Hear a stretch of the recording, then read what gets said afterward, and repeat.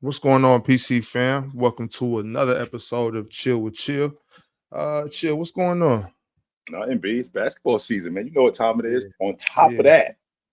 that, my 49ers is in the bowl game. Which, by the way, hold the phone. Hold the phone. Hold the phone. Hey, Niners in the Super Bowl, yo. Hey, chat, let me get y'all Super Bowl predictions in the chat real quick. Let me get y'all Super Bowl predictions. Yes, we are. I need to know who's the winner of the Super Bowl, chat. Who's gonna win the Super Bowl? Let me be the first two. MVP and everything. Yes, sir. Score and everything. Yes, sir. What up, chat? What's up, Smokey? FIFA, Antoine.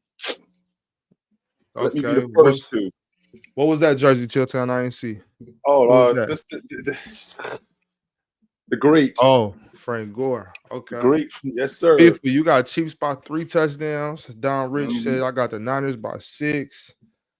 Travis Kelce will report. Chiefs Tomorrow, somebody's life is going to change. Hey, Chilltown, how you do the Super Bowl? You do the big Super Bowl party and go to you just kick it at the house. That's it. That's what if you're looking for me, that's where you can find me at. My feet up. And since my boy's in it, right? Since my boy's in it, there's gonna be a little bit more excitement. But nah, I don't do the extracurricular stuff, the whole party and tailgating and all of that. Nah, I don't do that. I'm straight. Yeah, I used to love to go to my uncle's Super Bowl parties. It didn't matter who was playing. He was doing a crazy little Super Bowl thing. But not no more. I'm at the house. That's your mother brother or your father brother? My pops, his brother. Yeah. Word. That's what's up. That's what's up. Definitely. But yeah, so we had some good basketball last night though. We did, yo. Yes, we did. I mean, I don't know where you wanted to start, but I kind of want to start with 17, 17, and 10. I don't know about y'all, but I want to start with 17, 17, and 10. Well, Big Ox heard me give him a revelation last week that I'm on the Sabonis train. I love that kid. And Big Ox been talking to me about him for quite a while. And I haven't really been paying attention to him like I should have been. But then, like over the course of this season, a little bit of last season, but over the course of this season even more, I've been paying so much more attention to him. And the more I watch him, the more Sacramento's offense runs like Denver's offense, where they run it through him. They run a lot of two-man between him and De'Aaron Fox. It's not the same as Denver in the aspect of, Joker and Jamal Murray in terms of that tandem, but it's pretty damn close, Ox. It's pretty damn close, man. When I'm watching Sabonis, like last night, for example, I'm watching Sabonis. He knocks down that mid-range. He actually can knock down the long ball. In addition to being a glass cleaner. Mars and I had a conversation which was blowing Ox's mind because Mars is talking about uncontested rebounds. Meanwhile, I'm watching Sabonis getting double and triple teamed last night particularly, and he's still on the glass, on the offensive glass. Still on the offensive glass, creating opportunities. And on top of him being on the offensive glass last night, creating opportunities, right? On top of him being on the offensive glass last night, creating opportunities, the quote-unquote uncontested rebounds that he was getting led to things. Led to the game getting sped up, right? Led to the game getting sped up. Him being on the offensive glass, even though he only had one offensive rebound last night, but him being on the offensive glass, that does a lot for Denver. And what I mean when I say it does a lot for Denver, it slows them down because now those guys got to work extra hard because he's on the offensive glass. Now Joker got to work harder. Aaron Gordon got to work harder to keep this dude off the backboard. I'm telling you, Big Ox, I'm getting on board when I hear that Keegan Murray chant, man. I'm starting to like it even more when I hear that Keegan Murray chant because he get going. This team looks like that they can make a lot of noise. They can make a lot of noise in the playoffs. I know how you feel about having to see New Orleans in the first round, and we're gonna get to that in a bit. But Big Ox, I'm more confident in your boys the more I watch them, specifically because of Sabonis, man. What he does. Well, it's like when we play good, we're really good. Yeah. But it's just when anytime we have the letdowns from any of the top 3 guys, it's kind of hard. The only way if any of those guys don't play good, then we have to have nights like last night from Malik Monk. Like Malik, Right. And I mean, we can count on Malik to give some energy, but we can't count on 25 from Malik Monk. You know what I'm saying? Like if that's how we have to win, then that's not a very good recipe, I don't think. But when we play good, though, we look like one of the best teams in the NBA. Yeah. And I thought you got some good minutes from some other people too, man. I mean, I feel like Trey Lyles, when he's on, like when he stretches the defense, I mean, there isn't much that you can do with that. And Trey Lyles was supposed to be a guy that was supposed to really help Sacramento, and he's been up, he's been down, but when he's up, you guys are a lot to deal with. But the key to this, as much as I dig De'Aaron Fox, the key to this is Sabonis, man. Everything that you guys do is predicated on Sabonis. I like the way the action runs between him. I like his ability to pass. And more importantly, him getting on the backboard. When you got a big like that gets on the backboard and creates havoc for everybody else, that means your game can get sped up. That means we can get more open shots. I dig me some Sabonis, Big Ox. He should have been an all-star. I dig me some Sabonis, man. I do. Yeah, well, that's okay. Sometimes that motivation is what we need. So, no all-stars, maybe that puts a little bit more killing in De'Aaron and DeMontis for the rest of the season. So hopefully. Another game last night though was Milwaukee-Charlotte. I mean, Milwaukee, they handled them as most would have expected. They did. The thing I paid attention to with Giannis, he didn't score much. He didn't score. He only had 15 points last night. He didn't play much. The thing that I paid attention to last night was his footwork on the box. So him working with Olajuwon clearly made a difference. Are you sure it's your town? Because I mean, Gilbert Arenas seems to think that was a waste of money, and that he got not. I believe he said he got scammed. No, he did not. I'm looking at his footwork, how he switches pivot feet, how he works on the right foot, how he works on the left foot, how he open pivots. That stuff working with the big man. See, the problem we have, Big Ox, is when you see guys working with other guys, you expect them to be like that. No, he's improving his game. He's not turning into Olajuwon. He's improving what his game is. So when he gets on the box and he open pivots, well, he didn't have that before, right? He didn't have that when he first showed up. When he gets on the box and he head fakes, that step through. He didn't have that before. He has that now. So that's footwork from working with Olajuwon. And the fact that he's able to do that now, I think that's a big part of his game that's helped him, a huge part of his game. So a lot of people talk about Giannis as the run and dunk man. No, Giannis is a lot more skilled than people give him credit for. He's a lot better with the basketball than people give him credit for. He's as good as he is going downhill. He's very good as a passer.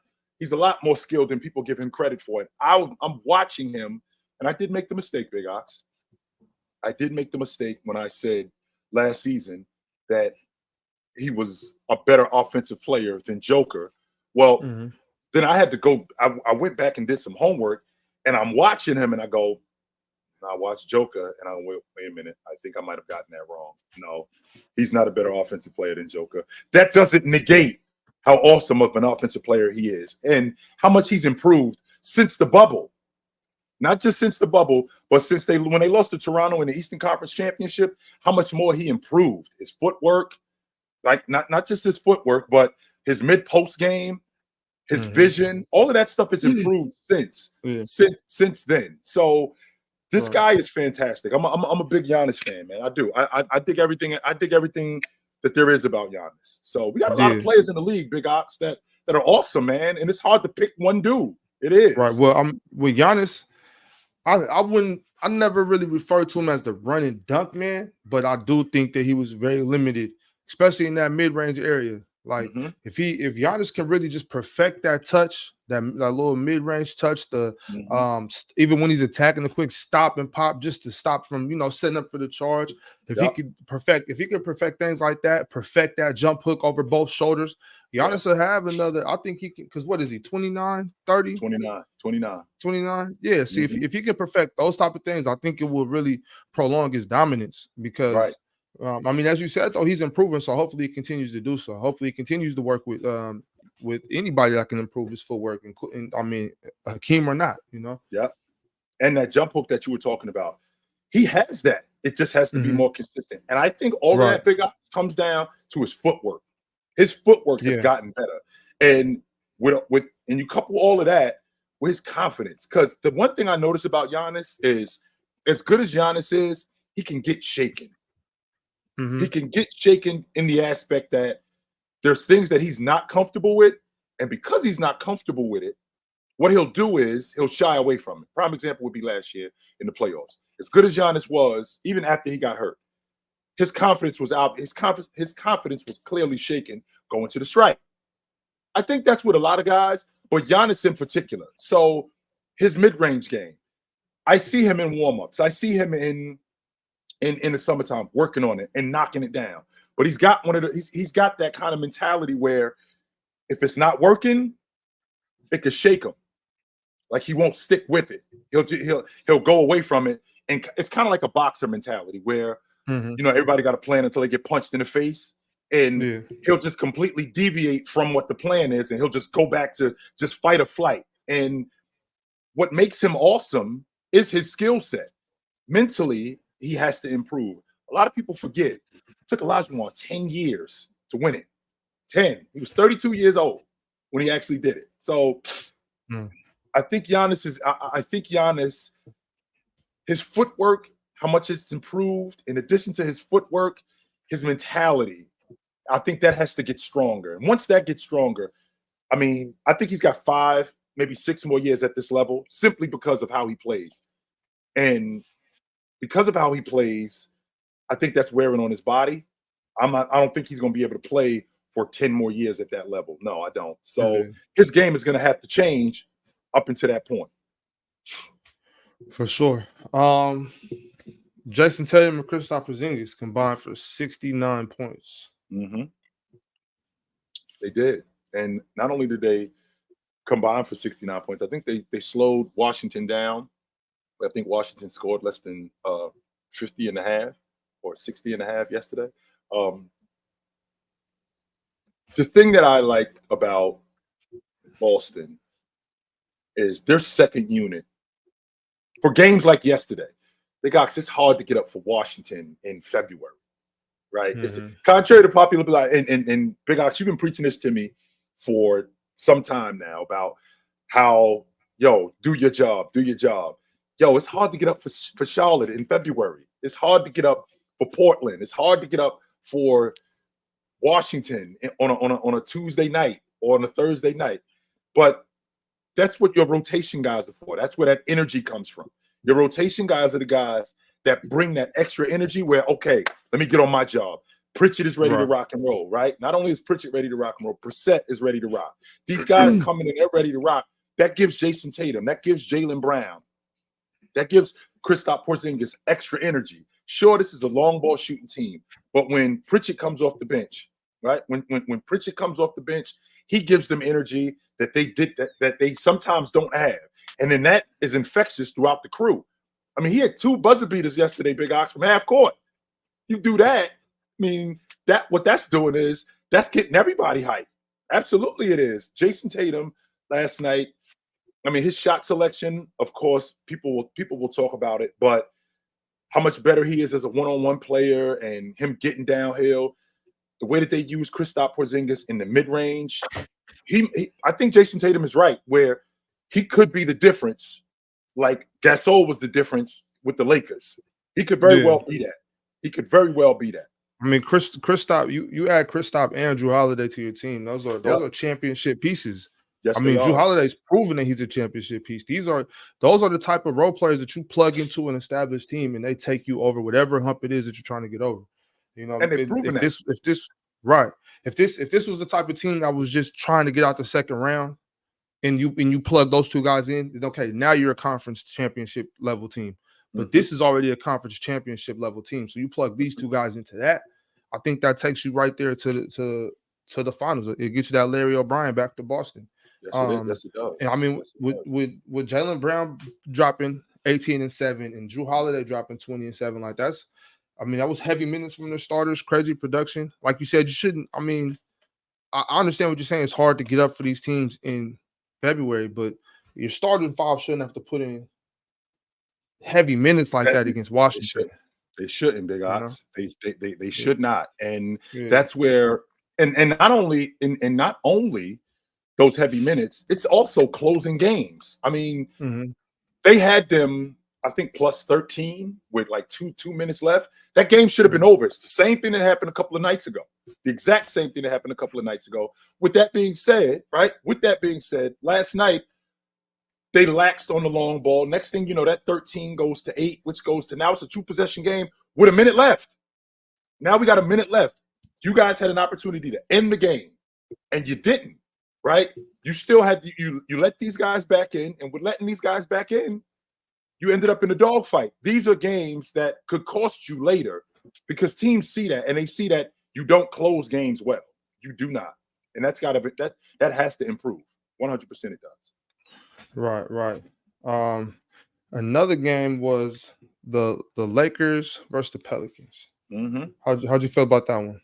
Well, whenever I see 130 points and I see 14 assists, because I did watch some of that game last night. I'm Big Ox, like I told you yesterday. I'm kind of in and out on the Lakers. I don't really watch them as much as I used to, but I did watch last night because I wanted to pay attention to Zion.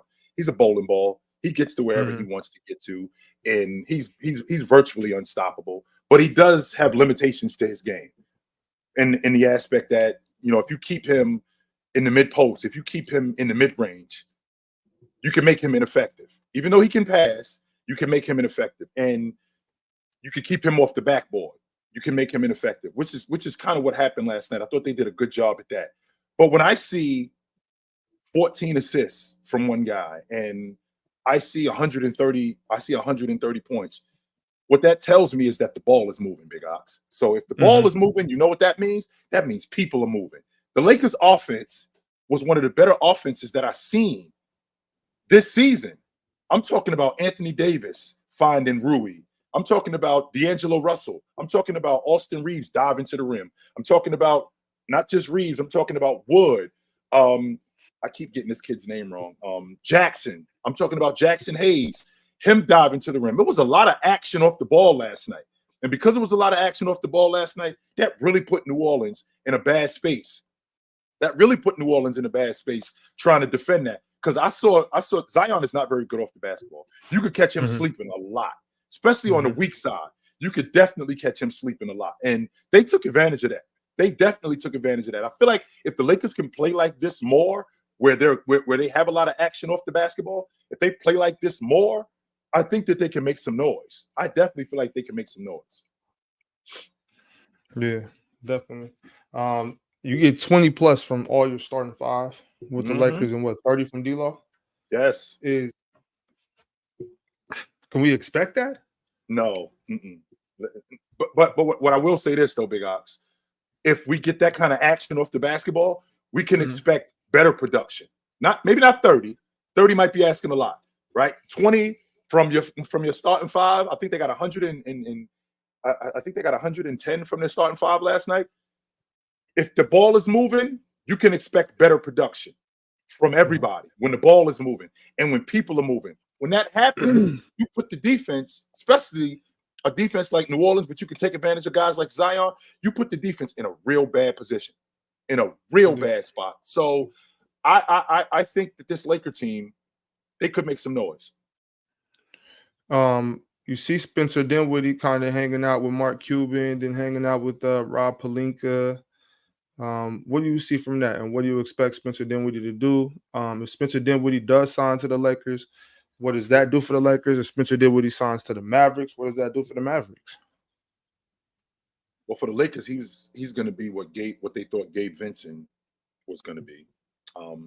Even more than that, though, Chilltown. Yeah, that's what I mean when I say Gabe Vincent. Just a little bit more. I think he gives them the chat. Let me see. I gotta check my phone. Chat saying that he just signed with the Lakers. I guess so. Yes. So he gives them. What's that do for him? He gives them another rotation guard. He gives them another defender. Not great, but not a great defender, but a good enough defender that can shore up some of what they have in their rotation. On top of that, he's another shot maker. He can make shots when given an opportunity to make shots. Now, don't get me wrong, Big Ox. Them lights a little bit brighter in Los Angeles than they are in Brooklyn.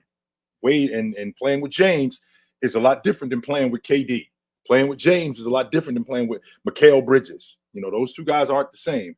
But with that being said, I think that he gives them a rotation guy that could help them. And when guys like D'Lo go out of the lineup, he can actually give you starter minutes. So I don't mind the signing. I like it. I do like the signing. Yeah. It says right here that Spencer Dinwiddie to join the Lakers after clearing waivers. So yeah, I guess Rob Pelinka offered him something that Mark Cuban wasn't willing to, or I don't know. Spencer might just be ring placing. But does this? What does this do for the Lakers though? Chill. Like, is this? I mean, I heard what you said. Like, I mean, you just answered it, but like, is it a? Is it a? No. Okay. No, it doesn't. It's not a needle mover. It's just an addition. It's not like, yo, they got this guy. It's not like Sacramento. It's not like Sacramento got Evan Mobley. It's not like, yo, we got him. No, it's not like that. It's more of a. That would be we got another rotation guy. No, it's not like that, Big Ox. It's just we got another rotation guy. He's going to help us, and he's going to shore up some of the minutes that Gabe Vincent would have given us. And with that being said, he's just an addition to the crew. But it's not a big time needle mover. Like I said, if you heard Sacramento sign Evan Mobley, you'd be like, man, we about to for real make some noise. I'll be ready to go home for the rest of the season. It's February.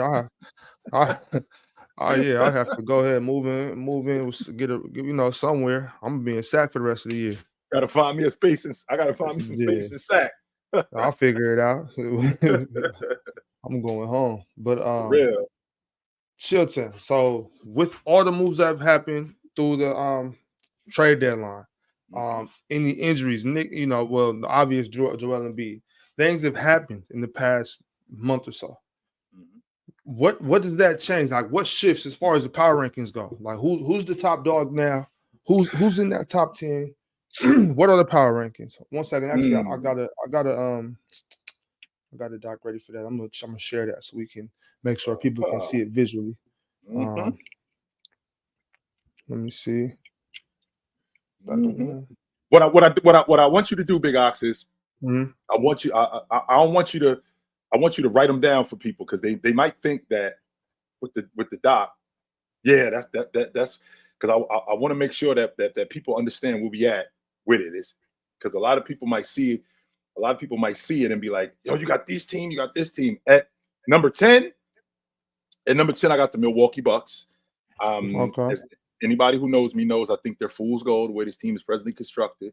Pat Beverly does not move the needle like that. He would have moved the needle 3 years ago, because he would have been able to give you more minutes. He would have been able to give you more minutes and be more productive on the defensive end. He might give you 10 minutes. That doesn't help. What the real problem is, because they lost before last night. They lost 40 last 5. Doc Rivers in the midst of he got hired in turmoil, which I didn't like. That hire stinks to high heaven, 100%. Lopez before last night, I think he was out the last 3 games. Portis has been a minus for the last 5 games. Before last night, he's actually getting it back together, but he's been a minus for the last 5 games. Chill town.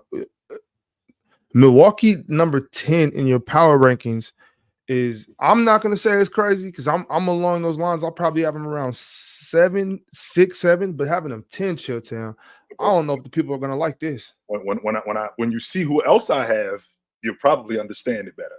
You'll probably understand it better. So, I think they're fool's gold. I think the way that the team is presently constructed, like I told you, Bobby Portis before last night, he's been a minus in 4 of the last 5 games.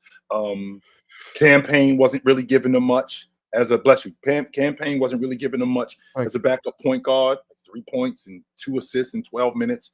That ain't really helping us. That's not helping us at all. At number 9, I got the Sacramento Kings, man. And Big Ox, you know how I feel about your man Sabonis. I love this kid.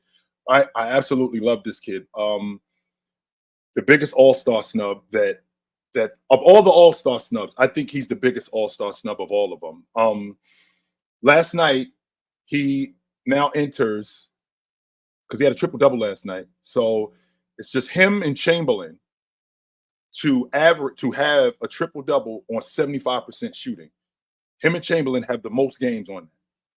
Chamberlain has 9. I think Sabonis has 6 of them. And this dude didn't make the All-Star team, by the way. He went 17, 17, and 10 last night. It's almost 20 and 20. It's almost 20 and 20. And he's been doing that, by the way. This is not something that he's done like just last night. All right? That's not like it's something that's been done last night. I think over the last 5 or 6 games, 18, 17, and 8, Big Ox. It's almost 20 and 20 and 10. This is what you got on your crew. All right? This is what you got on your crew. So I love this kid. I love what he's doing in Sacramento. Sacramento is I think they've won 6 before last night. They had won 6 of their last 8. And I was gonna take them out. And the reason why I was gonna take them out, Big Ox, because I thought to myself, anybody who loses to the Detroit Pistons, you're not about to. You're not.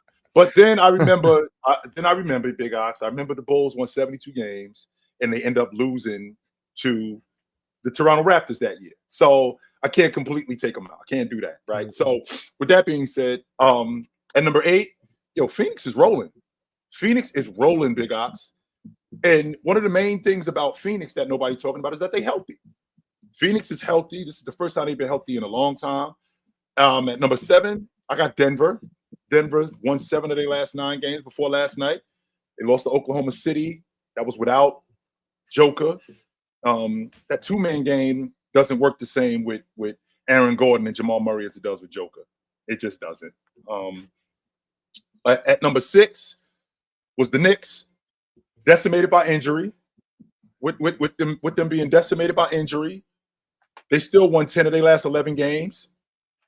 No Julius Randle. Brunson's been out the lineup. OG's it was a minor shoulder. It was a minor shoulder. I'm sorry, shoulder elbow. It was a minor elbow procedure, and he should be back after the All-Star break. He should be good. Julius Randle should be good. Hartenstein tweaked his Achilles, but he should be good. I'm telling you, Big Ox. I think I told you this. I think it was either yesterday or a couple of days ago. This around after the All-Star break, those last 28 games, teams start to get healthy. Teams start to get ramped up, and it just looks it looks different with them. So, at number 5, I have Minnesota. The problem I'm having with Minnesota, they got the best defense in the league, right? Best defense in the league, Big Ox. But in their last 10 games, 5 of their last 10 games, right? 5 of their last 10 games. The Wolves, Charlotte, Orlando, San Antonio, and Chicago. They go into the fourth quarter with a 9-point lead, an 8-point lead, a 10-point lead, a 15-point lead. Double-digit leads. Their problem is not their half-court offense. Their problem is closing games. They get plenty of points. They get plenty of action. Their defense isn't the issue. Their defense is not the issue. They have the best defense in the league. I think they got the best defensive player in the game right now in Rudy Gobert, which we're going to have a conversation about Rudy Gobert if he ends up winning the defensive player again this year. Big Ox, that'll be 4 times in 7 years.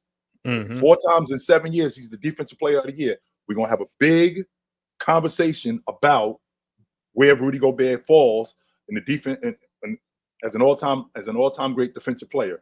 But with that being said, they got an issue closing games. Anthony Edwards is definitely in the conversation as one of the best 2 guards in the game.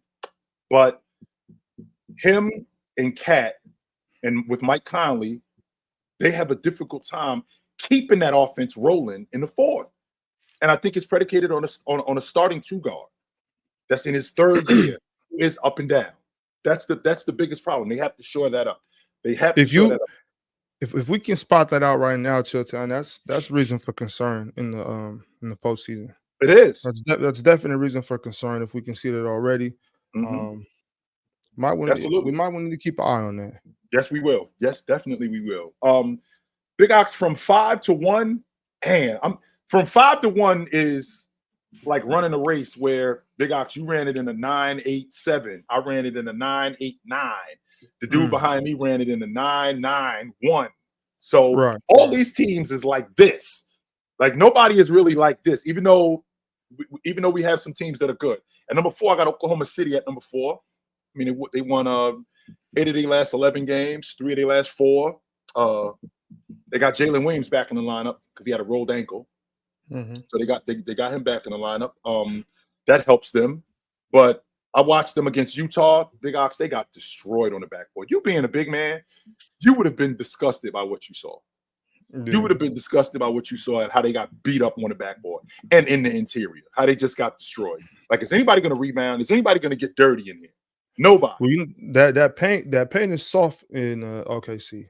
I mean, that's to be expected from there. But it is. And if they can remedy that, I'm really looking at what could they do in the offseason? Free agency. I'm really looking at Valanciunas. If they could grab Valanciunas in the offseason. I don't know what the money looks like. I don't know what they got, what they can offer, what he's expecting. But I think that's somebody they should definitely be looking at going after. Well, two things, Big Ox. You just mentioned it. You just said with Minnesota, if that's something that we could see right now, teams could see that also, and that's going to be a huge problem in the postseason for them. And they still got 4 of their guys: Giddey, Jalen Williams, Cason Wallace, Chet. They still got those 4 guys on rook deals, so they got some money to play with. They got some money to play with. So I got to find out what the situation is with Valanciunas in New Orleans, what his contract looks like. But I know he's unrestricted. He's unrestricted this year. So he come off the books after this year. That's good. Valanciunas is unrestricted. Yeah, he should be their top priority then. He should be their top priority. Valanciunas should be their top priority 100%. Because again, I look at this crew and I think that I don't think that they're that far away. They're just young. They're just young. At number 3, Big Ox, I'm on the train. And I've been talking about these dudes before the season started. It's Cleveland. I've been on the train before the season started, and then y'all dudes roasted me for it because of what you saw last year in the playoffs, and understandably so. Understandably so. Everything that I thought they were going to do to the Knicks did it to them. Roughed them up, beat them up, straight roughed them up, outplayed them, out-physicaled them. They did all of those things. But with that being said, they're the hottest team in the league right now, won 16 of their last 17 games. Half those teams is playoff or play-in teams that they beat.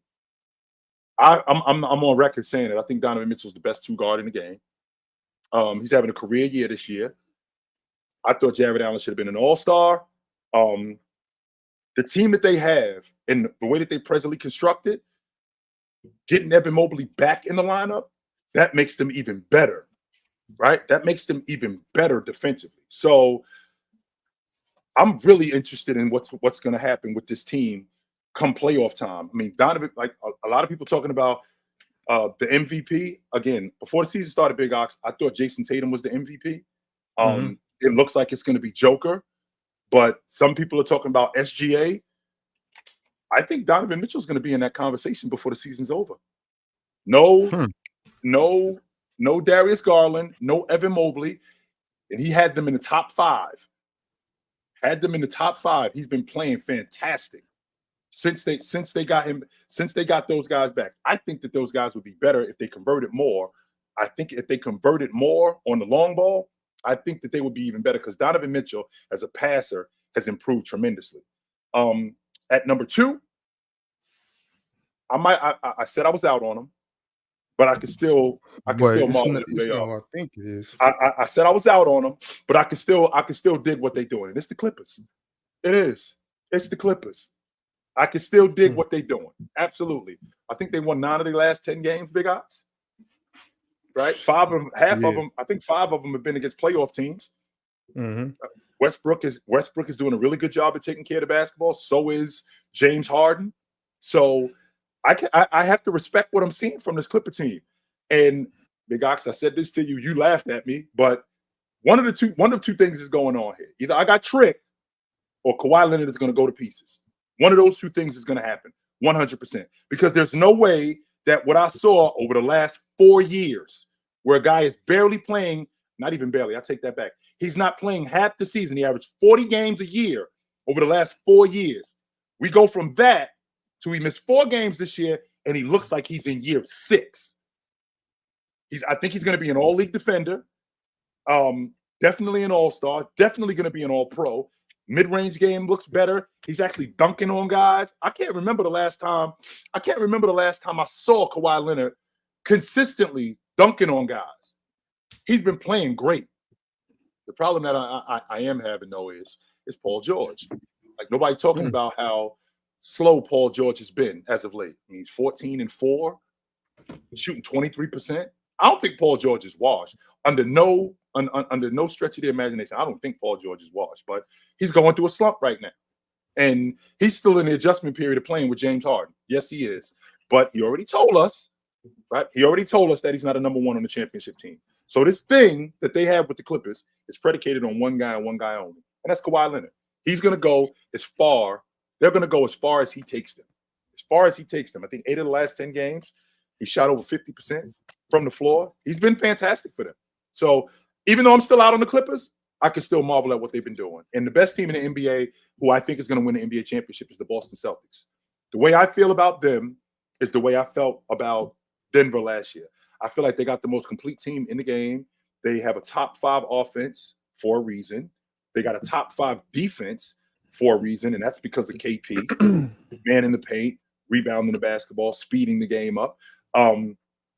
Jayson Tatum leads the Boston Celtics in rebounds and points. He leads the Celtics in points and rebounds. Jaylen Brown has been their closer. Jayson Tatum has ice games for them. So they have one of the most complete. I think they have the most complete team in the league. I think they're going to win the NBA championship this year, big odds. Okay, that's a solid prediction.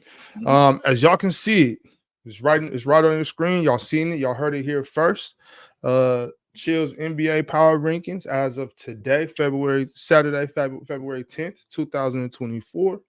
We have the Milwaukee Bucks at 10, Sacramento Kings at 9, Phoenix Suns at 8, Denver Nuggets at 7, New York Knicks at 6, Minnesota Timberwolves 5, Oklahoma City at the 4 spot.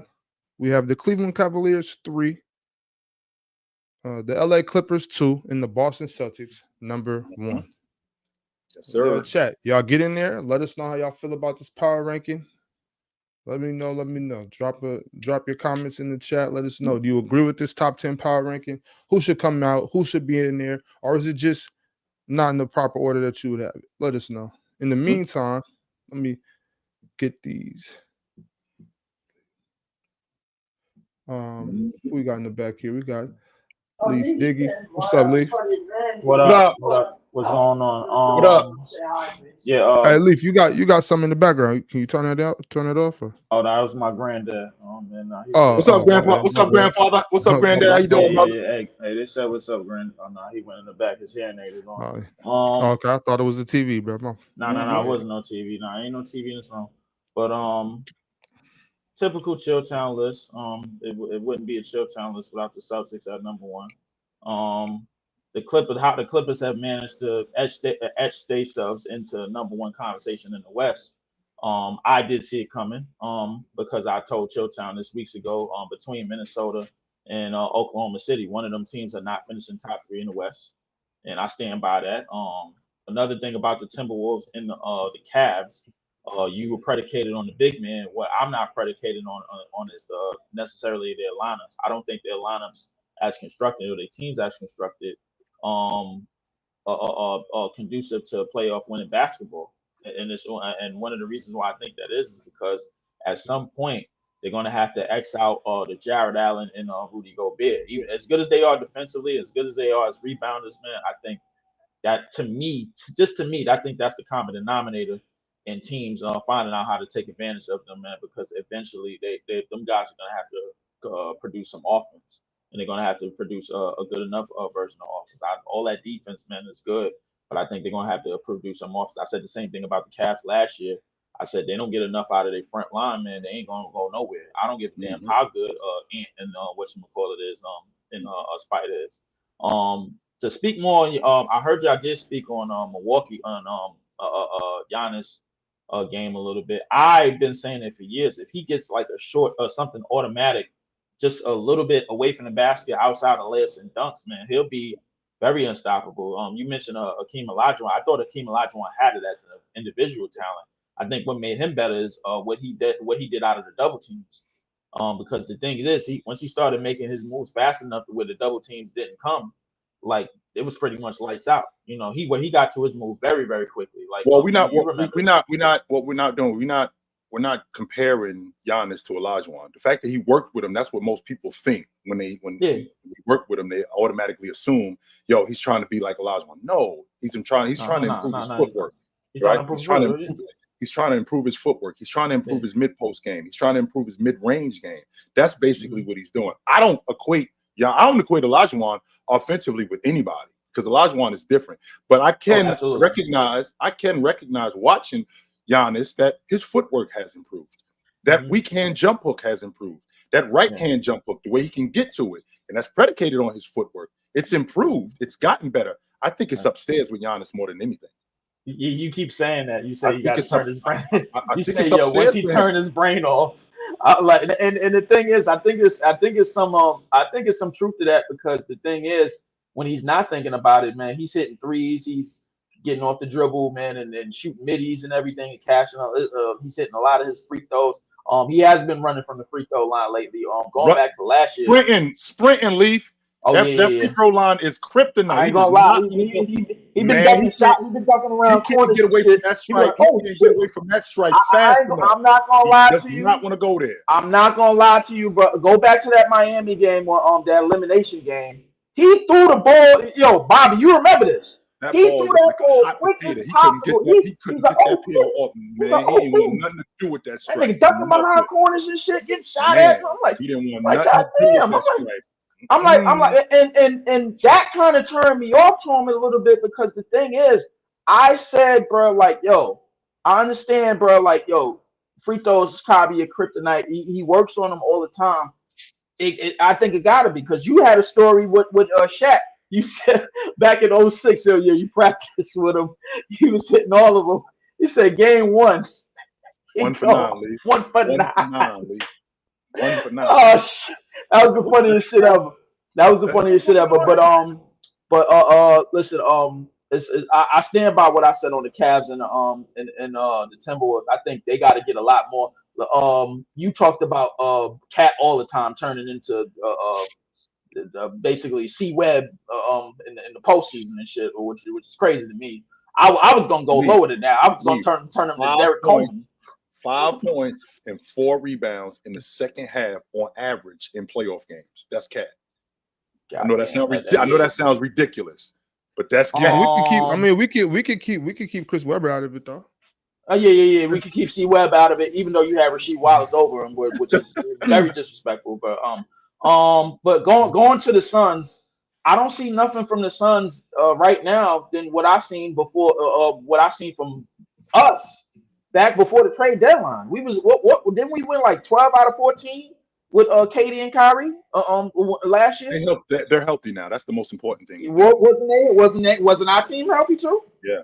Okay, healthy. So you all right? So listen, call me crazy, but it probably might be the fact that maybe we seeing a rendition of this with Kevin Durant in a different team. They still don't have a point guard. You said go get Kyle Lowry. Pick up the phone, go get Kyle Lowry. They still don't have that point guard. Devin Booker has point guard responsibilities and can pass, but he's not that floor general that you need and the guy that's going to keep everybody involved. They're still leaning on volume shooting. If they play, I ain't going to lie to you. If they play that Clippers team as constructed right now, they getting a foot up their ass. That's it. They getting a mud hole stomped in them. But Bobby, I don't know what you see in this team, bro. I swear I don't. But listen, I see what he sees. He sees Kevin Durant. He sees Devin Booker and Bradley Beal. That's what he's looking at. And I understand that. You just brought it up. It's a rendition of the Brooklyn Nets with James Harden, Kyrie, and Kevin Durant. That's basically what it is. However, but James Harden was a facilitator though. He kept everything afloat.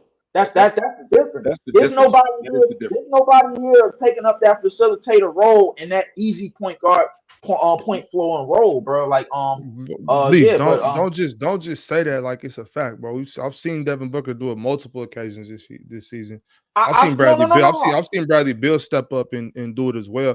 They do a lot of point guard by committee over there in Phoenix, and you can win that way. You can win like that. You can, but for how long until the better teams in the playoffs start to realize, Who are the this better is teams in the playoffs? The what Clippers, the Clippers, Minnesota, Oklahoma Denver, City, OKC is not better than them. Clippers, Denver. Denver, and Clippers are the only teams that we can really say that are better than them. And Lakers. I'm having. Okay, if they get lined up by some young team, bro. Just remember, bro. I didn't tell you, but I told you. You know what I'm saying? That's fine. You didn't hear it from me. You ain't hear it from me. You didn't hear it from me, bro. But don't spin the block. I didn't, but you heard it, bro. But as far as the prediction for tomorrow's game, I think Kansas City has a good amount of what I call discipline. They have figured out how to win games without. They said Patrick no time. Mahomes. They said Patrick Mahomes. Let's hold cut on. the shit, Lee. They got Patrick Mahomes. No. It's not just that. Their defense has made strides as well. Mahomes. That's who they got. See, there's a reason why. Hold on. There's a reason why you just talk basketball, bro. I'm gonna screw you for a second. Hold on. Please do that. Listen, their defense has made a lot of strides with Chris Jones and them boys, man. Like they starting to figure out little things to take advantage of, man. Like listen, the thing is cut off the short routes and cut off the drags, man, and start to make the quarterback alone beat you. Don't make nobody else beat you. And the thing is, we all know without CMC, Brock Purdy is pretty much a sitting duck. So the thing is, bro, like if they can stay conducive to that, take away them short routes, take away them drags, make everything inside only, bro. I think they got a great chance of beating the shit out y'all, bro, by a whole lot, bro. Like it's to me, this is just gonna get bad. I ain't even gonna watch the game. I just don't know what's gonna happen. Still from 1995, y'all still gonna be without. We beat y'all though, so that's all that matters. We beat y'all. Good to talk to y'all, brother. Good to talk to you, my man. I know where to find you at if I need you. Be easy, brother. Absolutely. Oh man. That's fine. We got a couple super chats. First one from Music by P. He says, will the league go into a low when LeBron retires? Well, that always happens, you know, when the face of the league leaves, but it won't be long though. Big Ox, I watched in a 3-year span, I watched the NBA lose Magic, Bird, Jordan, and Isaiah Thomas in a 3-year span. They kept rolling though. So it's not a situation where when James retires, like the league is just gonna go into a lull and stay there. Of course, there's gonna be somebody that's going to have to take over. I think this generation, to be honest with you, I think this era is going to be I don't think it's going to be one guy like it was with James. I think it's going to be, I think it's going to be a collection of guys, to be quite honest with you. I do. Yeah, I can see that. Chill, I'm glad you mentioned that. Town Hoop says, thank you so much for mentioning that. Absolutely. Yo. That's fine. Okay, who we got back? What up, Tex? Yo, I'm good. Mike, good? You hot. What up? What's going on, fellas? Salute. What up? What's the word? What up? There was a couple of things that you said that I wanted to touch on real quick. The glaring thing that you said was that you think that Donovan Mitchell is the best 2 guard. Gotta disagree with you, my man. We actually did on Open Gym a comparison of Devin Booker and Donovan Mitchell side by side. And I would like to do that with you quickly, just real quick. We don't have to go through so many categories, but if you want, we can do shooting. Who would you give it to, Donovan Mitchell or Devin Booker? I think Donovan Mitchell is better at the long ball. I think he's better going left. I think he's better. I think Devin Booker is better in the mid-range. Okay. I think Devin Booker is better in the mid-range. I think Donovan Mitchell is better going left. I think Donovan Mitchell is better at the long ball, both off the dribble and catch and shoot. I think he's really better. Wow. Disagree with you. Okay. So in my opinion, I got Devin Booker as the better catch and shoot player. I think Donovan Mitchell's pull-up shooting, especially going to his left, as you say, flawless. He has that over Devin Booker 100%. However, I think every other form of shooting, whether it be catch and shoot, coming off of pin downs, movement shooting, shooting on different spots of the floor. I got to give it to Devin Booker. I think he's more portable in offenses because of that. I think you could take Devin Booker and put him in multiple offenses, and his off-ball shooting can translate compared to Donovan Mitchell, who needs the ball in his hands a little bit more. So now, and you said mid-range, you're going to give it to Devin Booker, right? So I got the same thing. Devin Booker mid-range. Post. I think it's like this offense. though. I think it's like this though. I don't think it's that far away. But I think What about like a post offense? I think Devin Booker is a little bit better on the box, particularly on the right box. Okay. I think he's a little. I think he's a little bit better on the right box. But that's as far as I'm gonna go. Okay, that I agree with you. I agree with you with that. Ball handling and playmaking. Booker, no, not Booker. I'm sorry. Donovan Mitchell. Donovan Mitchell. So ball for both. Yes. Okay, fair point. And then and finishing. Oh, Donovan Mitchell. Donovan Mitchell. Yes. Okay. I think the eye test would indicate Donovan Mitchell, but I think you can make the case for Devin Booker in different varieties because, in my opinion, sometimes I also include post finishing as finishing as well. Although it is post offense, but for you to finish through contact in the low block, I count that just because you play close, too, just because you play closer to the basket or you going downhill. Those two things aren't much different. If I'm playing closer to the basket and I'm finishing, that still constitutes as finishing, whether you're on the box right. or if you, those two things constitute as finishing. But I think a lot needs to be said about a guy that plays above the rim. People do not give a guy who plays above the rim, especially in this generation. You guys don't give guys who play above the rim as much credit as you need to because there's a psychological advantage for a guy who plays above the rim as opposed to a guy who plays under the rim, which I don't discount because getting to the rim is not hard. It's not as easy as people think it is just because the offense is wide open. It does not mean that it's easy to get to the rim. But when you're playing above the rim, in addition to getting to the rim, that's a big deal. And Donovan Mitchell does that. It's so I agree with you in that sense. In terms, so that is the deciding factor for Anthony Edwards and SGA for me. I think the fact that Anthony Edwards can play underneath the rim, he can play, he could do the same thing that SGA can do. Ant can do the same thing, and that's going to actually lead to my Timberwolves thing. But I feel like because Ant, he can play above and under the rim at the same frequency, and you doesn't miss a beat. That's what puts him over the top with SGA, and that's why I have him ending his career as the fourth best shooting guard of all time. But that's neither here or there. To the Timberwolves point, I disagree with you as well. I agree to a certain extent that it's execution, but it's also personnel. I think Leaf made a great point. The two players that I feel like is going to be hindrances on that team, it's going to be Slow-Mo, just because he's slow, and Rudy Gobert. Unfortunately, don't get me wrong, Kyle Anderson, his IQ is dope. He knows what to do with the ball. Played under Greg Popovich. I think IQ-wise, he's like Boris Diaw. Like, he understands what needs to be done. Connecting passer, things like that. He has the high IQ. But I feel like the rest of the team is fast. It's too fast for him. And I think that messes up a lot of the timing when it comes to execution in the half court. I think his lack of shooting hinders the team. Well, he's not a part of their closing lineup. That's the thing, though.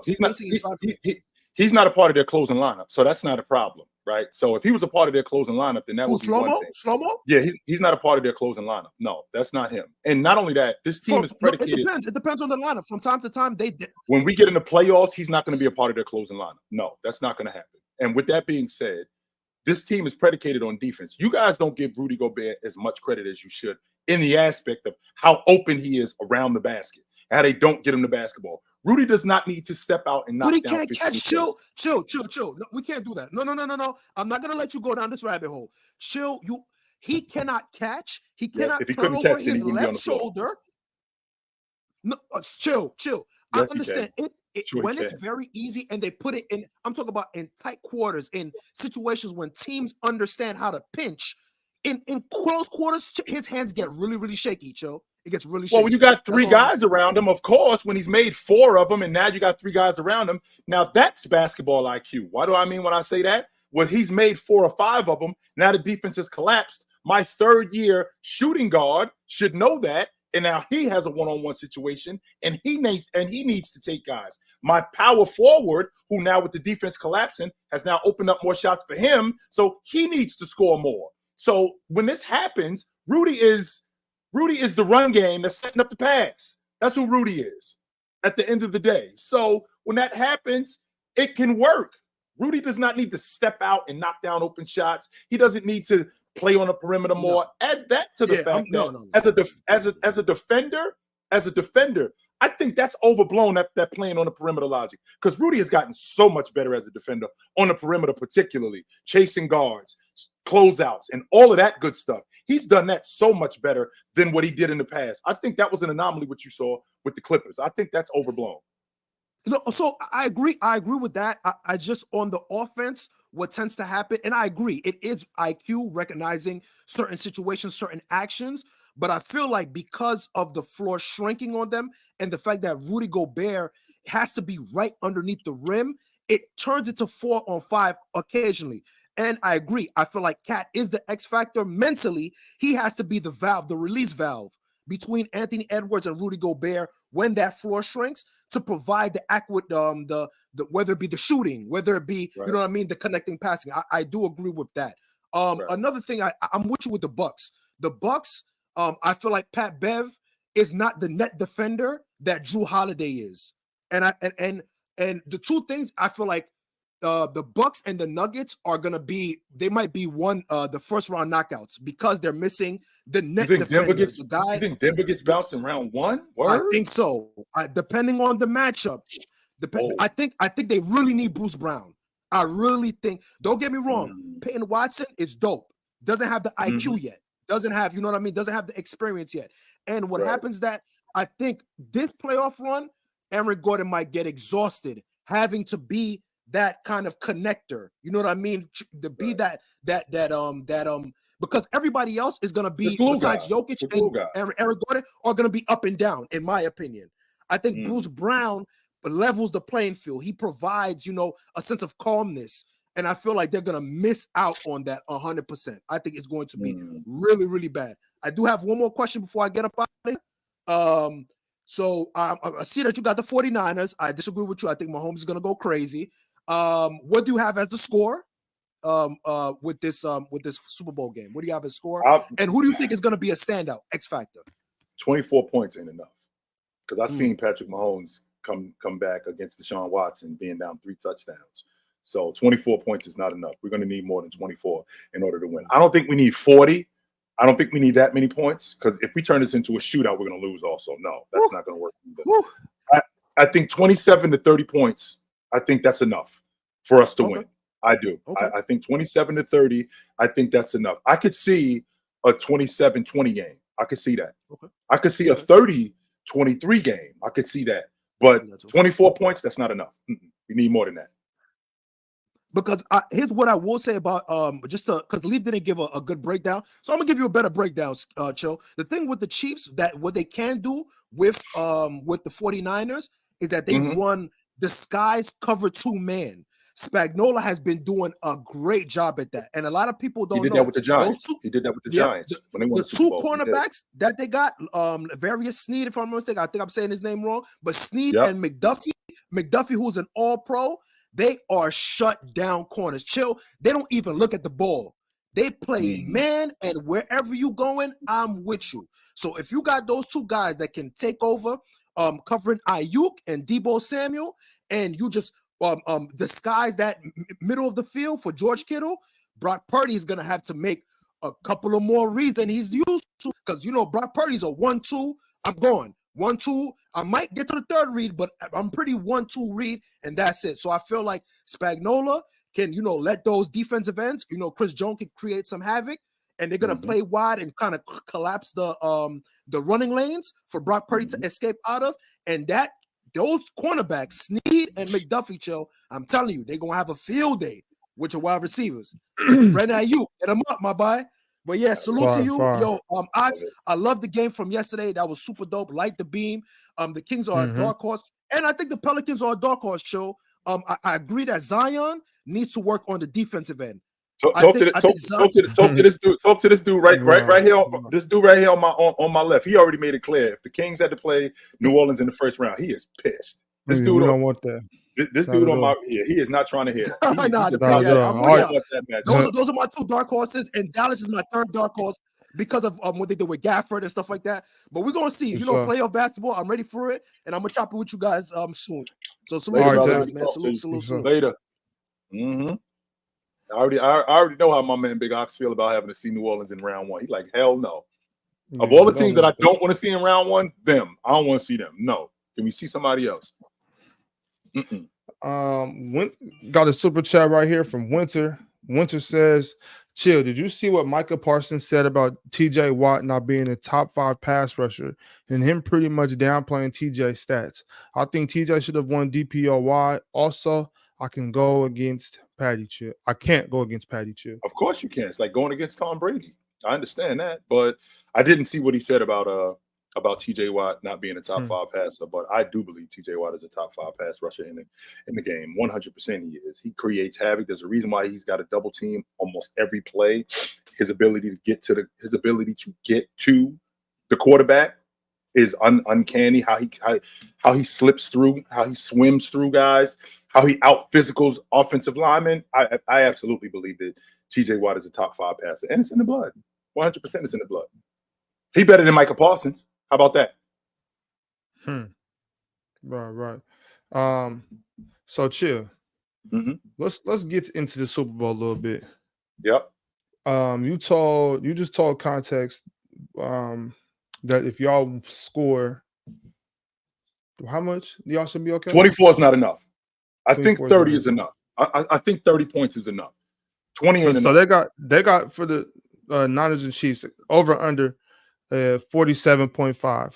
Do you think it will go over or under that? It has to go over that. In order for us to win, yes, it has to go over 20. It has to go over 47. That ain't enough. That's not enough. As much as I like our defense, as much as I like what we do defensively, Patrick Mahomes is the difference in what they're doing. He is the difference in what they're doing. So offensively, I already know what's the most important thing here, and that's run the football. CMC should touch the football 30 times minimum. He should touch the football just in the backfield. That's not in the flat. That's not getting him in. That's not getting him in outs. That's not getting him in screens. None of that stuff. That's just in the backfield. He should definitely touch the ball at minimum 30 times. With that being said, that's going to open up the offense way more for Brock Purdy. Way more catching Ayuk in 15-yard outs, hitting Brandon Jennings over the middle, hitting George Kittle, and also hitting George Kittle on that 8-yard slant and moving up the field. Because I love George Kittle getting matched up. I love George Kittle getting matched up with their linebackers. I love that. I love creating that matchup, that mismatch with him getting matched up with their linebackers. I'll tell you this: we have to go to him early, though. I do think we got to go to him. We can't wait till the third in the middle of the fourth quarter to go to him, because that's what we did against Detroit. I'd like to get him involved. I'd like to get him involved in the game early. But CMC is the guy who, in order for us to win, he's got to touch the ball 30 times just from in the backfield alone.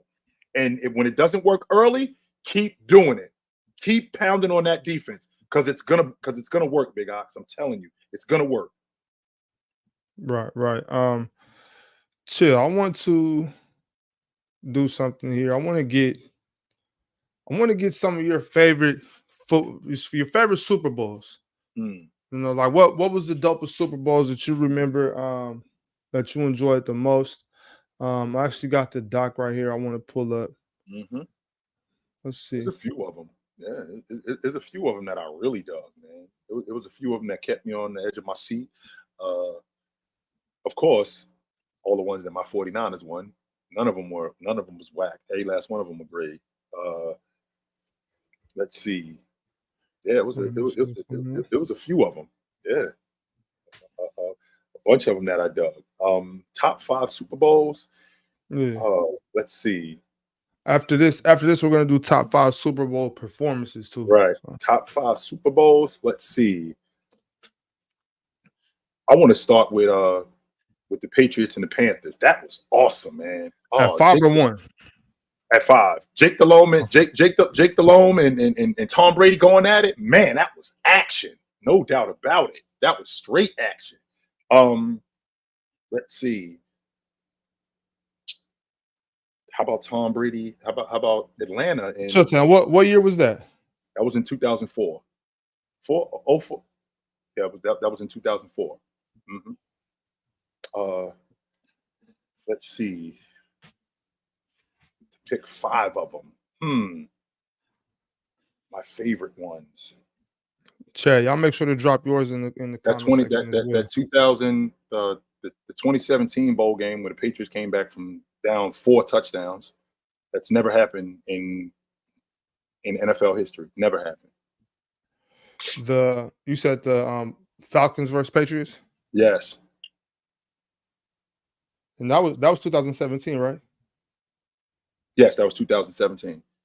The Panthers and the Patriots, was that 2003 or 2004? They're saying it's 2003. They said 2004 was against the Eagles. So I'm thinking about when it was played. It was in January of 2003. All right, so it was in January of 2003. Yeah, because Terrell Owens was on Philadelphia the next year. Okay. Yeah, that's correct. Let's see. My 49ers in 89 when we beat in 88, I'm sorry, when we beat Cincinnati. John Taylor's jersey should be retired too, by the way. Let's see. Oh, Donis. Super Bowls. That I really You said that was 89? 89, yep. 2007, Giants and the Patriots. That was fantastic.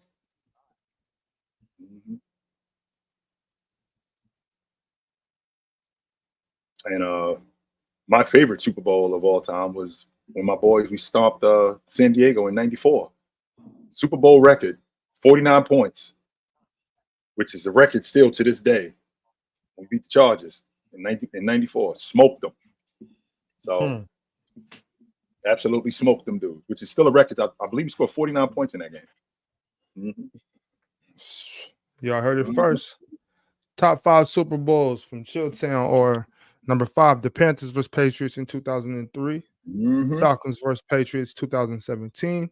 49ers versus Bengals 1989. Giants versus Patriots 2007. And 49ers versus Chargers 1994. Chad, y'all keep dropping your favorite Super Bowls in the comment section. Let us know, what was your favorite? We have a super chat here from Devon Williams. He says Antonio Gates not making first ballot is insane. Is it worse than Terrell Owens not making it? Because I don't think it's worse than Terrell Owens not making it.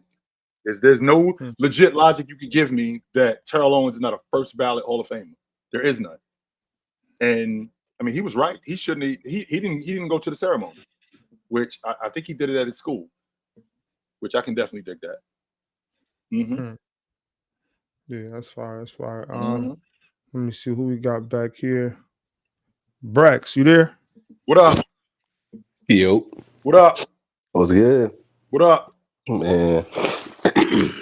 I'm here to finish what I didn't finish the other day, man. Wait, before we get to that, I'm not a football guy. Hold on. Chill, you rooting for the 49ers? I am. Those are my guys. All right, I got the Chiefs. But anyway. Yeah, man. I got to get to that cap that you was on playback the other day. Why is it cap? I don't understand why it's cap. It's your opinion. It's my opinion. The way it's not a lie. Because the only way it's a lie is you have to prove it's a lie. That's how you have to prove it. Prove it. Prove that I'm lying. Well, first of all, you said a player can't be better than a player. He just can't make a jump, right? He can't make 1 year. Not in 1 year. Not if they haven't been close. Not in 1 year. No. Well, Chill, this is the thing, man. Shea didn't just make a jump. He most definitely has been a progressively better player every single year. On top of the fact that this man's predicaments, in my opinion, are way worse predicaments that Tatum or Mitchell have ever been. And when I say he's a better player, I'm looking at it from the overall better player. I play basketball better than you mindset. And with that mindset, I don't see there's a world where Tatum is better than Shea. Oh, this is fucking crazy. Chill. You still never answer my question. What does Tatum do better than Shea? I think he's a better scorer. No, that's number one. I think he's a better scorer than him. He's better in the postseason. He's better in the post. He's a better. Postseason is a team accomplishment. Chill. Why are we giving? Yes, it is. So you're under the belief that I just play basketball better than you. So when better basketball players get outplayed, then there's the conversation that this guy isn't as good as this other guy. Yeah. Is that a fact? Yeah. Right. So when SGA gets outplayed, so that doesn't necessarily mean that he's a better basketball player, because now there's a conversation. Has SGA consistently outplayed Jayson Tatum as a basketball player consistently? Yes. No, he has not. You have no evidence. Look. For me, when you say score, me personally, I take efficiency into regard. I love efficiency. I love when you're an efficient scorer. Shea he clears Tatum as an efficient scorer. Overall scorer? Yes, overall scorer. So at the long ball line, at the rim, in the mid range, in the mid post, unpopular in transition, all of that stuff. Yes, all of that is unpopular. What evidence do you have to prove that? Even when it comes to 3-point shooting, I understand that Tatum takes more, but I mean, he takes less. But when he takes them, he has a higher chance of hitting them from the 3-point line. Literally last night, you seen it. He went 3 for 10. He went 3 for 10 from the 3-point line. Shea, he might go like 2 for 3, 1 for 3, something like that. But that still balances out. That still balances out to be if a little bit lower, or if not the same percentage as Tatum. I don't know the percentage off the top of my head. Isn't Shea shooting something like 32% on the long ball? Something like that. Not 32. 32 is. I think he's shooting like 32 or 33%. 32 is a bit. And the reason why is because he doesn't. I'm being honest, and I think the reason why is because I don't think he shoots the long ball like that. In fact, SGA plays a lot in the mid range. SGA plays a lot in the mid post. He doesn't play at the long ball line like that. He does. He does. He doesn't shoot a lot of. He doesn't shoot a lot of threes, but when he does, it's not really like. It's more. You know how they say all Tatum knows how to do is like a sidestep or a dribble pull up from 3. Shea, he's not good when he has to set his feet and shoot a 3. A lot of his threes will be like a step back 3, but that is typically when he hits it. If it's like a catch and shoot 3, or like he has time to like square his shoulder, something like that, he's probably gonna miss. I'm not gonna lie, but he doesn't do that often, and he knows that. So I'm going to say if the fact that he knows that and he doesn't shoot that shot as often. But when he does, it goes in. He's a better 3-point shooter than Jayson Tatum. So that's a basketball IQ thing more than anything. It's an IQ thing, yes. So he's smarter than. So in addition to him being better, he's also smarter than Jayson Tatum. I feel like he knows his strengths and his weaknesses, and he plays towards his strengths more than his weaknesses. Tatum knows he'll have a weakness, but doesn't really care. So with that, well, I think that's largely due to it's part of their offense, and the same thing with Oklahoma City. That's also not very much part of their offense, because you see what happens with Giddey and those guys. But with SGA, is SGA close? Was he close to Jayson Tatum? Like let's say last season, was he close to him? Yes. In your opinion, was he close to him? In my opinion, he was close. He wasn't better, but he was close. Right. So the year before that, was he close to him? So he was moving closer to him. The year before that is where it gets tricky. I don't think there was a conversation, but also it was like you can see it. You can see him coming. Yeah, because 2 years ago, that was like the very first year he was the number one option for his own team, and he was healthy. This is SGA we talking about? Yes, SGA. Okay, I'm with you. Because this is his third year being the leader of his team. This is Tatum's 4th year. Okay. So that year, I think he was averaging like 24 or something like that. The team wasn't 24 and a half, almost 25 a game. Yeah, almost 25 a game. And then that's when the next year, that's when he made that jump, that 25 to 30 jump. That was last year. Yeah, that was last year. And that's when people were calling him a top 10 player and stuff like that. And it's like, okay, relax. I mean, I could see it, but, there's still players better than him, and Tatum included. This is the year where I truly feel like as a basketball player, last year he showed what he can do. This year he like fine-tuned it. He's like what he already knows he's good at, he's better at it.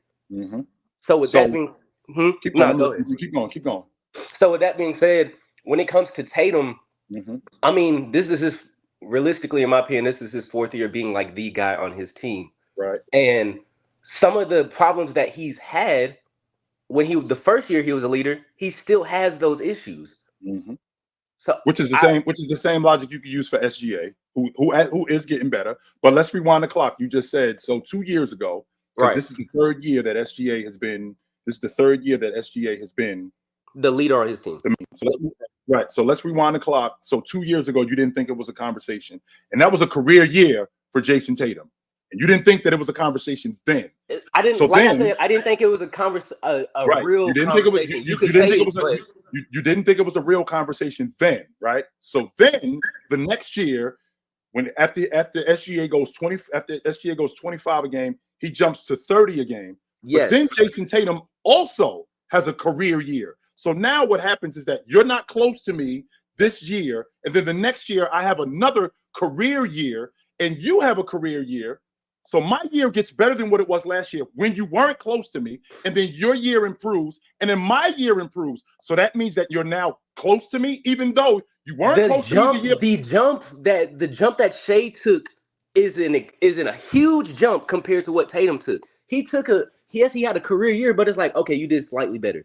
He averaged 30 a game last year. Okay, and so did Shea. What? That's the point. I already told you. I think you can jump from the 450 best player to the 300th. I told you that. I feel like you can do that. The reason you can do that is if you're close to those guys. If that's the category that you're in. You can't go from the 25th best player to the 3rd because you're not. If you're the 25th best player, you're not close to the 3rd best player. When it comes to being the better basketball player, Julius Randle goes off this year in the playoffs. Julius Randle and the Knicks end up, I don't know, in the NBA Finals, and he balls out. Julius Randle cannot go from being the 38th best player to the 8th. That doesn't work. I never said he could. But that's your argument. Because look, Julius Randle, I don't think he just has the skill set of a player to even be in those conversations in the first place. You think he does? Who, Julius Randle? Yes. As a basketball player, yes, I do. I think he has the skill set to be in the conversation with the great ones, which he is right now. But I still want to. What we haven't gotten. Where the hole is in your logic is you just told me that Jayson Tatum and SGA weren't close in 2 years ago. Jayson Tatum makes the jump. You cannot not be close to me, and then I make another jump, and then you make a jump. And automatically the gap is closed. No, it did not. A part of my argument that I also feel like is being lost is the fact that it's a skill set thing, and also it's an efficiency thing. These are two things that I have above. I mean, I think Shea has above Tatum. The two main things, in my opinion. So with that argument, I already preferred Shea's skill set over Tatum's. I like Tatum's skill set, and I like Shea's IQ more too. I think that's another thing. So if Shea fine-tunes all of those things that he did, which he did, you can make that jump. Shea had even when he not first if you're not close to me, not if you're not close to me, and then I make another huge jump. Your jump is that means that you have to double what I did in order to get close to me. Because you already said you're not close to me yet. Because realistically, you're making that argument. Brex, I gotta stop you right there, brother. You made a compelling argument, but we don't have too much time left. We got a couple more. You're right. My fault. You got it. But I appreciate it though. You know, you made some good points, brother. Absolutely. Yes, sir. Absolutely. See you. All right, yes, sir. Absolutely. I like it. Yeah, I mean, Shea's up and coming. He's gonna be. Oh, he's on his way. 100%. He's on his way. Absolutely. I feel like he's on his way. 100%. I believe that. But you can't tell me that, Big Ox, I'm not close to Sabonis. And then the next year, Sabonis has another career year. And then I have a career year, which means that we're essentially kind of in the same space. And then the next year after that, now he's jumped me. No, that doesn't work. No, that logic doesn't work. It takes time. You can't just show up and then all of a sudden you that logic on doesn't my work. level. Like now you just got here. But let me see. Still wanted to get to your top 5 Super Bowl performances. Who had some of the best Super Bowl performances that you can remember, Chilltown? Hold on, let me get that up here. Boom.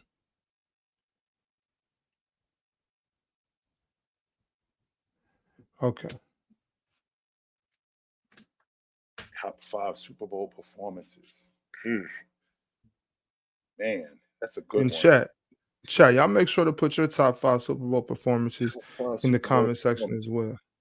How about Brady throwing for 500 at number 5? Brady throwing for 500 yards in the bowl game. Brady threw for 500 yards in the bowl game. Let's see here.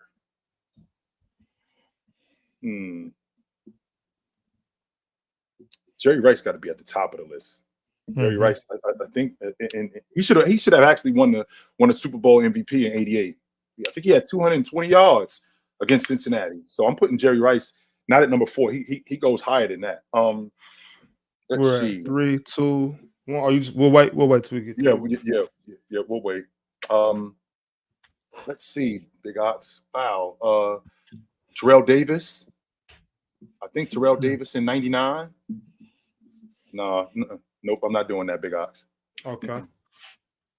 No, I'm not doing that.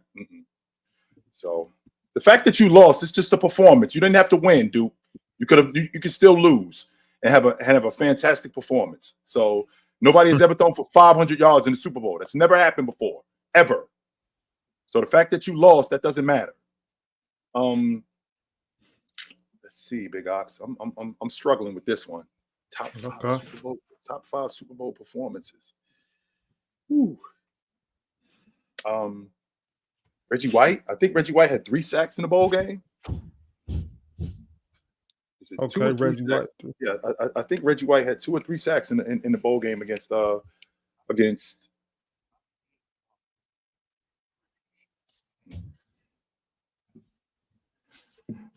This is a tough one, Big Ox. Oh man, I'm struggling with this one. I am. I'm definitely struggling with this one. Yeah, Breezy's pushing for that Terrell Davis one you mentioned. It is, right? Terrell Davis in '99. He actually should have won the Super Bowl MVP. Yeah, I think he did win it. Yeah, I'll put Terrell Davis at 3. Okay. I'll put Terrell Davis at 3. Yeah, I will put Terrell Davis at 3. Let's see. I'm thinking about other performances that I've seen.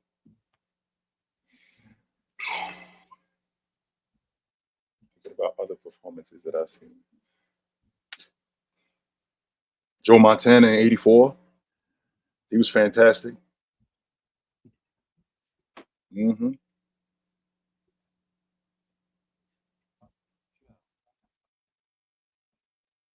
And Jerry Rice at the top of my list in '88 against Cincinnati. He had 220 yards, 220 plus yards. 84, not 94, 84. Tripping. You said Jerry Rice? Jerry Rice.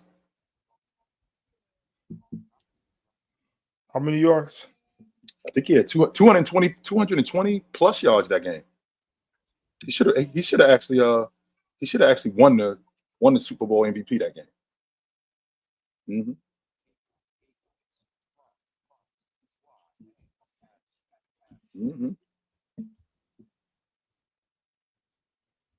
I don't think any of Brady's games, as good as Brady was in 2017 when they beat Atlanta, as good as he was against the Legion of Boom, that 500-yard game, man, that was incredible. Yeah, that was I ain't never seen nothing like that. Yeah. So y'all got it here first. Chilltown's top 5 Super Bowl performances. Number 5, Tom Brady, a 500-yard performance. Number 4, Reggie White goes for 3 sacks. Number 3, Terrell Davis in '99. Joe Montana in 1984 is taking the 2 spot. And Jerry Rice, 220 plus yards. These are the top 5 Super Bowl performances. Chat, don't forget to drop your top 5 Super Bowl performances right here in the comment section. In the meantime, Let me see. Who do we have in the back? What's going on, Jay? What up? Chill. How do you think this bowl game is gonna go coming tomorrow? How do you think it's gonna go? I think it's going to go well for the 49ers. I think it's going to go really well for the 49ers. I think it's going to start slow, and then I think we're eventually going to get it going. That's how I think it's going to go. Yep. Like, what are we talking here? Like a touchdown, maybe first half, and then like really. Well, now game by game, now play by play. I'm not doing that. I'm not doing that. Well, no, not play, but I mean like. I think that it's going to take 30 points in order for us. 30 points is enough points for us to win. And I think that our run game could start slow early, but I think that we'll stick to it, and I think we'll eventually get going. I do think that. Okay, so you think that 49ers are going to win. Do you think what are the biggest concerns that you what are the biggest concerns that you have coming into the Super Bowl then? Patrick Mahomes, that's it. Nothing else. Patrick Mahomes. Nothing else. In terms of their defense, Jones, as good as Jones is, I think we can handle Jones. I think my front four is better than your front four. My biggest issue is Patrick Mahomes. Him. He is my issue. If we could slow him down, he's the biggest. We beat him. Yes. He's the game changer essentially. Yes. Yes. Well, all right. I have a question for you, Chill. How do you think this Western Conference is gonna look like coming into the playoffs? Like, who do you think is gonna go to the conference championship or even come out of the Western Conference? I think the road to the NBA championship goes through Denver. I'm having a difficult time seeing Minnesota, Oklahoma City, or the Clippers beating Denver 4 times in a week. I think they're the team to beat in the Western Conference. I think Minnesota's going to give them a run for their money. But I think ultimately, of all the teams, Minnesota is the biggest threat, I feel like, to Denver of all these teams. I already know I'm out on the Clippers, and I'm out on the Clippers because their whole logic is contingent on one guy, and that's Kawhi Leonard. Oklahoma City, I feel like, is too young. Phoenix still has a lead guard issue. They're not just going to be able to just outscore everybody. That's not going to work. Sacramento is there, but they're not there yet. They're getting close. So the one team the Lakers, even though they're as good as they are in the playoffs, they have proven that Denver is their Achilles heel. Denver owns them. So the one team that I see in the Western Conference that could give Denver a run for their money is Minnesota, simply because how good they are defensively. Do you think that Oklahoma City could have a run kind of like the Magic had back in the 90s where they actually do end up going to the finals? Do you think they could end up having a run like that? No, because they don't have nobody as dominant as Shaq. Well, all right, Chill. I got one more question for you.